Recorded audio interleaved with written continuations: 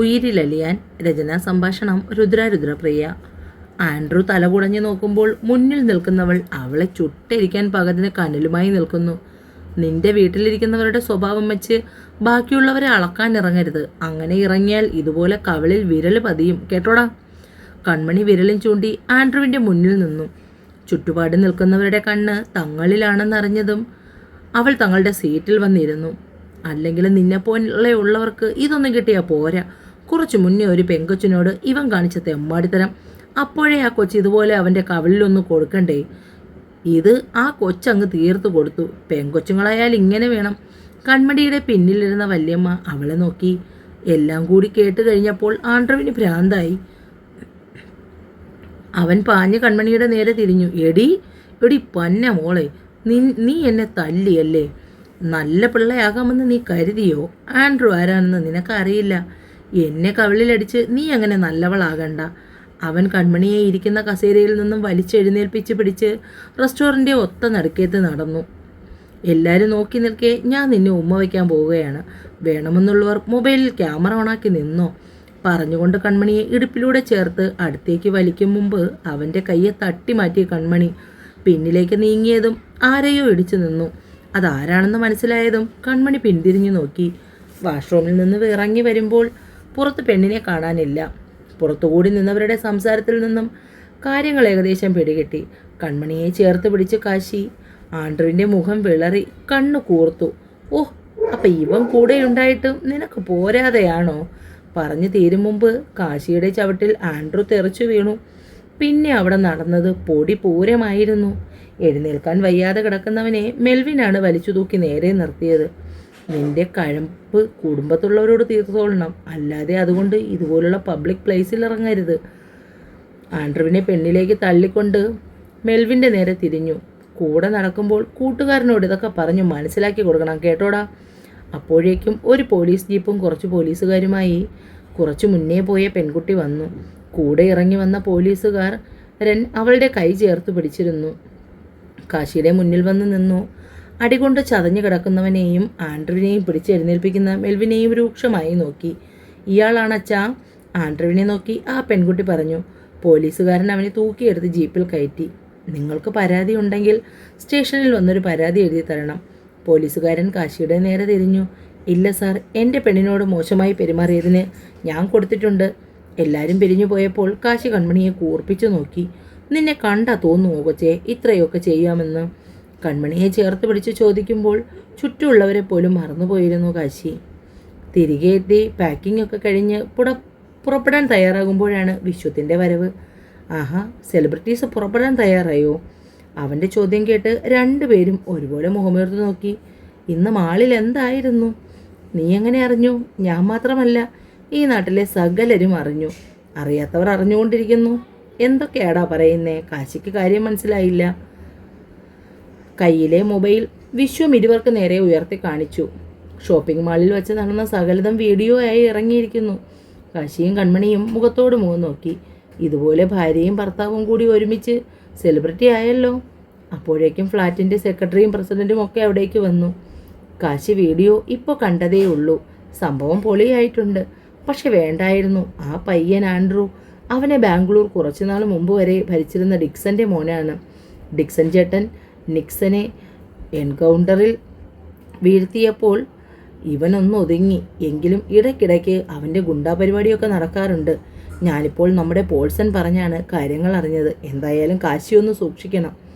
എല്ലാം കേട്ടപ്പോൾ കൺമണി ആകെ വിളറി വെളുത്ത് ഇപ്പോൾ കരയുന്ന മട്ടായി. മോളിതൊന്നും കേട്ട് പേടിക്കണ്ട. എന്തായാലും നിങ്ങൾ പോകാൻ റെഡിയാവുമല്ലേ? അത് നടക്കട്ടെ. മാത്രവുമല്ല ആ പെങ്കൊച്ചിൻ്റെ അച്ഛൻ പോലീസല്ലേ. ബാക്കി കാര്യങ്ങൾ അയാൾ നോക്കിക്കൊള്ളും. നിങ്ങളിനി ഈ കാര്യത്തെക്കുറിച്ച് ആലോചിക്കുകയേ വേണ്ട. എന്തായാലും എല്ലാം കേട്ട് കഴിഞ്ഞപ്പോൾ തല പെരുക്കുന്നുണ്ട്. 2 ഗ്ലാസ് കാപ്പി ഉണ്ടാക്കി വാ.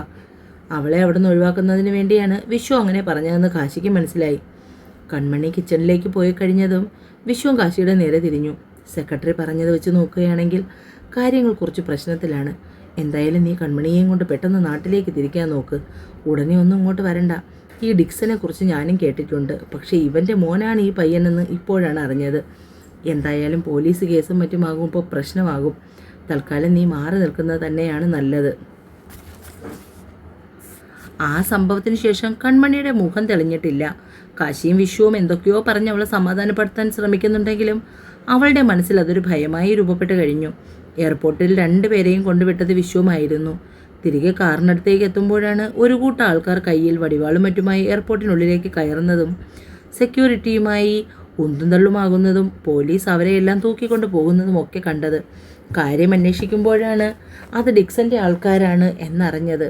അവർ കാശിയെയും കൺമണിയെയും തിരക്കി വന്നതായിരിക്കുമെന്ന് വിശ്വത്തിന് ഉറപ്പായിരുന്നു. എന്തായാലും കുറേ കാലത്തേക്ക് കാശിയെ ഇവിടേക്ക് വരുത്താൻ പാടില്ലെന്ന് വിശ്വ മനസ്സിൽ തീരുമാനമെടുത്തിരുന്നു. വേഗം കാറുമായി മുന്നോട്ട് കുതിച്ചു. ഫ്ലൈറ്റിൽ കയറിയ ഉടനെ തന്നെ കൺമണി ഉറങ്ങി. 1.5 മണിക്കൂർ യാത്ര കഴിഞ്ഞ് എയർപോർട്ടിലെത്തുമ്പോഴേക്കും കാശി അവളെ വിളിച്ചുണർത്തി. രണ്ടുപേരും ബാഗേജസും എടുത്തുകൊണ്ട് പുറത്തേക്ക് ഇറങ്ങുമ്പോൾ അവരെയും കാത്ത് രാജീവൻ നിൽപ്പുണ്ടായിരുന്നു. യാത്രയിലുടനീളം ബാംഗ്ലൂർ വിശേഷങ്ങൾ പങ്കുവച്ചു.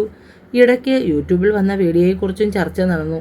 അപ്പോഴേക്കും കൺമണി സൈലൻ്റായി. ആ വീഡിയോ നീക്കം ചെയ്തു പോയി എന്നറിഞ്ഞപ്പോൾ അവൾക്ക് സമാധാനം തോന്നിയെങ്കിലും തലേ ദിവസം ഫ്ലാറ്റിലെ സെക്രട്ടറി പറഞ്ഞതും മറ്റും കൂടി ഓർത്തപ്പോൾ മനസ്സിൽ ഭാരം നിറയുന്ന പോലെ തോന്നി. വീടെത്തിയതും അവരെയും കാത്ത് എല്ലാവരും പൂമുഖത്ത് തന്നെ ഉണ്ടായിരുന്നു. കാറിൽ നിന്നിറങ്ങിയ കൺമണിയുടെ മുഖം കണ്ടപ്പോഴാണ് എല്ലാവർക്കും സമാധാനമായത്. അകത്തേക്ക് കയറിയ ഉടനെ തന്നെ എല്ലാവർക്കും വാങ്ങിയ സാധനങ്ങൾ പങ്കിട്ട് കൊടുക്കുകയായിരുന്നു കൺമണി ആദ്യം ചെയ്തത്. രാജീവന് വാങ്ങിയ ഗിഫ്റ്റ് രണ്ടുപേരും ഒരുമിച്ചാണ് കൊടുത്തത്. രാജീവൻ കാശിയെ കെട്ടിപ്പിടിച്ചു. ഇരുവരുടെയും കണ്ണ് എന്തിനോ നിറഞ്ഞു. കണ്ണേ, അവളെയും ചേർത്ത് പിടിച്ചു രാജീവൻ. അവൻ്റെ ആ ചേർത്ത് പിടിക്കലിൽ ഒരേട്ടൻ്റെ കരുതലും വാത്സല്യവും സ്നേഹവും ഉണ്ടായിരുന്നു. എനിക്കെൻ്റെ കുട്ടേട്ടനെ പോലെ തന്നെയാ രാജീവേട്ടൻ. വിങ്ങലിനിടയിലും കൺമണി വാക്കുകൾ കൂട്ടിപ്പെറുക്കി പറഞ്ഞു. മതി കുട്ടിയോളെ, വന്നേ ഭക്ഷണം കഴിക്കാം. അമ്മാവൻ എല്ലാ പേരെയും അകത്തേക്ക് ക്ഷണിച്ചുകൊണ്ട് പോയി. എല്ലാ പേരും കൈകഴുകി ഊണുമേശയുടെ ചുറ്റിനും ഇരുന്നു. രാഗിണി ഭക്ഷണം വിളമ്പി. രാഗിണിയുടെ മുഖത്തെ തെളിച്ചമില്ലായ്മ കൺമണി ശ്രദ്ധിച്ചു.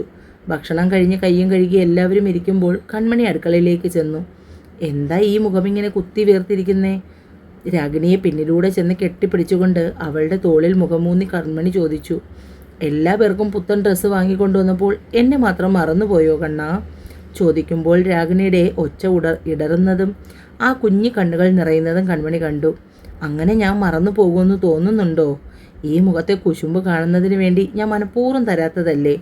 ഇരു കണ്ണും ചിമ്മിക്കൊണ്ട് പറയുന്ന പെണ്ണിനെ രാഗിണി വീർപ്പിച്ചു വെച്ച മുഖത്തോടു കൂടി നോക്കി നിന്നു.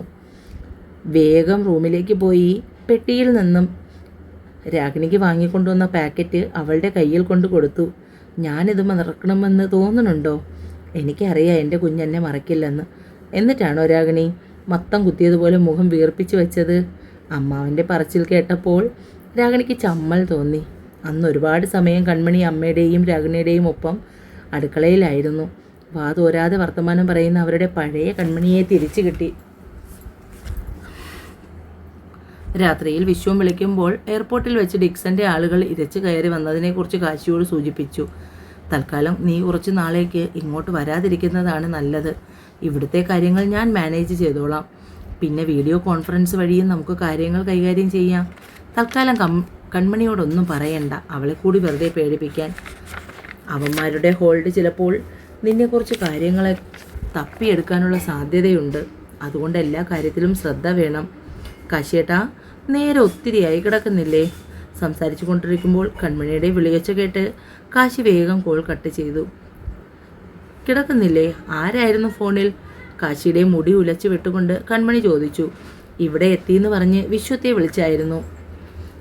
അതുകൊണ്ട് അവൻ തിരികെ വിളിച്ചതാണ്. വാ കിടക്കാം. കാശി കൺമണിയെ ചേർത്ത് പിടിച്ചുകൊണ്ട് സ്റ്റെയറിനടുത്തേക്ക് നടക്കുമ്പോൾ അവൾ അവിടെ തന്നെ മടിച്ചു നിന്നു. എന്താ കുഞ്ഞേ, കിടക്കണ്ടേ? കാശി കൺമണിയുടെ നേർക്ക് തിരിഞ്ഞു. നമുക്ക് കുറച്ചു നേരം മുറ്റത്തെ മുല്ലച്ചോട്ടിൽ ചെന്നിരിക്കാം കാശിയേട്ടാ.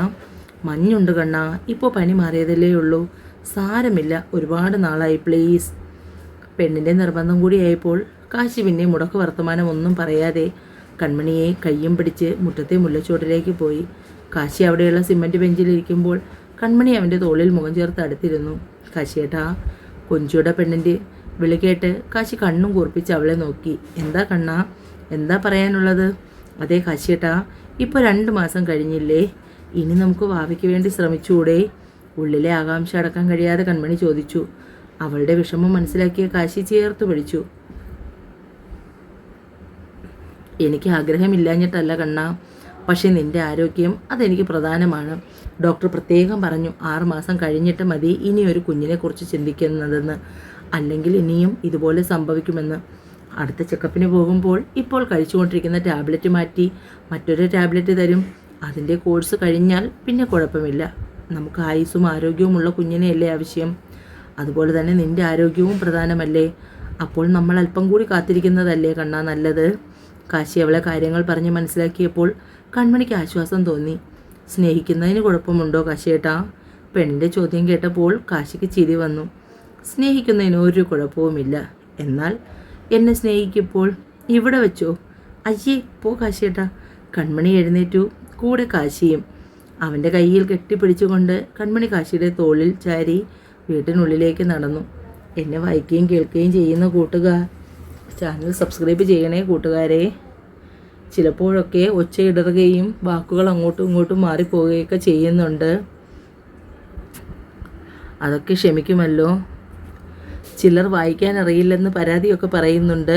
വായിക്കാൻ അറിയാഞ്ഞിട്ടല്ല, സ്പീഡ് കൂടുമ്പോൾ പറ്റിപ്പോകുന്ന അബദ്ധങ്ങളാണ്.